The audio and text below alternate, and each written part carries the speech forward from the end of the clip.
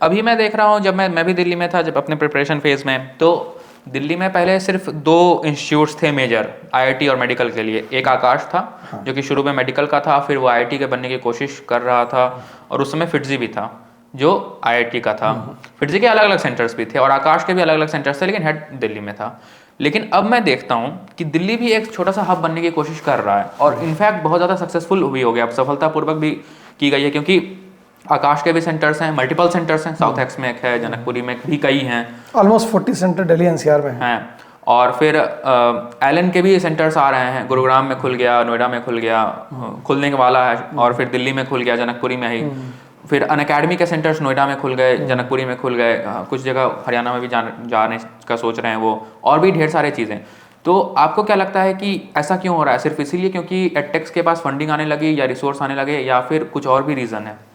नहीं, ये एक रीज़न है कि जो इन्वेस्टमेंट्स इतने आए हैं, और जिस भी ऑर्गेनाइजेशन में इन्वेस्ट करते हैं तो Delhi is a capital of the India, तो अब ये लगता है कि कैपिटल से, जैसे मेरे ख्याल से किसी कहानी में ये आया था कि अगर आपको प्रोग्रेस करना है तो आपको राजधानी क्षेत्र में होना चाहिए, मेरे ख्याल से चाणक्य ने कहीं कहा था। तो लोगों का ये रहता है कि कैपिटल से अगर हम इस्टेब्लिश करते हैं तो स्प्रेड करना और थोड़ा सा नाम बेहतर होगा। आप किसी छोटी सी जगह पे जब बड़ा काम करते हैं तो बड़ा नाम होता है, और बड़े सी जगह पे छोटा सा काम कर देते हैं तो भी बड़ा नाम हो जाता है। तो ये एक रीज़न है। और कोटा जो है छोटा शहर है, कन्फाइंड है वहाँ पर ऑर्गेनाइजेशन, मतलब एक ही जगह पे आपको कई इंस्टीट्यूट्स मिल जाएंगे। लेकिन अगर दिल्ली और एनसीआर में देखेंगे तो आपको कई पॉकेट्स मिलेंगे। तो बच्चों का जो सेंट्रलाइजेशन है किसी एक जगह पे नहीं है दिल्ली में, और दिल्ली की कनेक्टिविटी की वजह से भी ऐसा हो सकता है। दिल्ली के सराउंडिंग अगर आप देखिए तो यूपी और बिहार से अच्छी कनेक्टिविटी, इधर हरियाणा पंजाब से, जम्मू एंड कश्मीर से। इवन आकाश के ऐसे बच्चे, आकाश का सेंटर पटना में भी है, लखनऊ में भी है, लखनऊ और पटना से बच्चे यहाँ पर पढ़ने आते हैं, जम्मू में भी, जम्मू से बच्चे पढ़ने चले आते हैं। तो एक जगह का जब रिजल्ट आ जाता है तो एक मोटिवेशन ऐसे बच्चों को लगता है कि नहीं, वहाँ पर कुछ अच्छा हो रहा है या कुछ वहाँ जादुई चीज़ हो रही है, तो वहाँ अब चलना चाहिए, वहाँ से हमारा भी रिजल्ट आ जाएगा। तो ये भी एक रीज़न होता है। क्या होती है कुछ जादुई चीज़, आपको क्या लगता है? कुछ तो है जादुई चीज़, क्योंकि जो रिजल्ट्स आए हैं वो बगैर कुछ मेहनत के तो नहीं आए हैं। लेकिन वो जादू एक तरीके से आप दूसरे के अंदर जादू छुपा के, मतलब तलाश करके कभी अपना रिजल्ट नहीं दे सकते।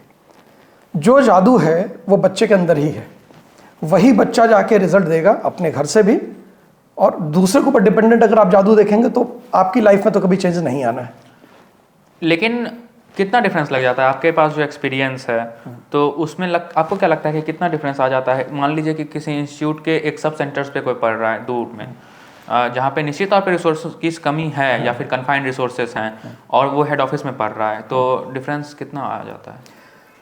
डिफरेंस एक तो आता है कि टोटल कंपटीशन जो होता है वो छोटा हो जाता है, क्योंकि एक ही इंस्टीट्यूट के कई अलग अलग सेंटर्स के लोग अपना रिजल्ट एक दूसरे को शेयर नहीं करते।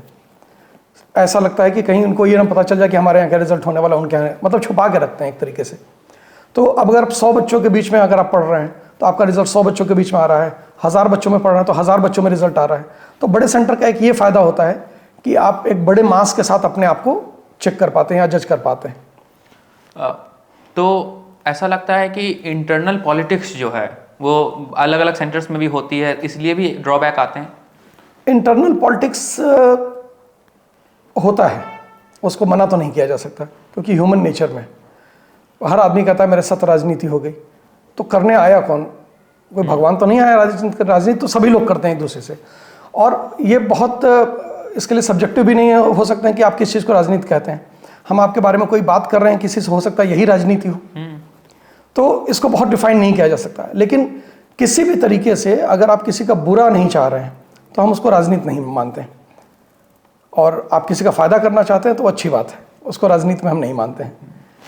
अगर इंटेंशन आपका ये है कि भाई हम ये कर रहे हैं और इससे इनका बुरा हो जाए, तो हम उसी को राजनीति मानते हैं। हाँ, ऑन अ पर्सनल लेवल अगर बहुत ज़्यादा लॉबिंग करके या फिर थोड़ा बहुत करके खुद के लाइन को आगे बढ़ाया जाए तो वो भी फेयर है सर, मैं अपने लिए पूछ रहा हूँ। लॉबिंग से कोई बहुत ज़्यादा आगे बढ़ नहीं सकता है। आप अपने आप को डेवलप करके आपको चाहे जितना बढ़ा दीजिए, ठीक है, और आप अपने माहौल को डेवलप करके कभी उतना नहीं। जैसे कहा जाता है ना कि आप कितना भी खाद पानी दे दीजिए किसी बीज को, आप वो अच्छा ग्रोथ तभी करेगा जब उसका अपना कंटेंट रिच है। और जंगल में भी पेड़ इतने हरे भरे हो जाते हैं, अच्छे हो जाते हैं, और बाग में भी सूख जाते हैं। तो लॉबिंग एक तरीके से कि आप गमले में एक तैयार कर रहे हैं, तो बोनसाई बना सकते हैं आप, वटवृक्ष नहीं बना सकते। बरगद का पेड़ तो ऐसे ही जमेगा और उग जाएगा, बड़ा हो जाएगा। मतलब कि इंटरनल जो बहुत ज़्यादा होती है ग्रोथ, वो अंदर से ही आती है, अंदर से ही आती है, अंदर से।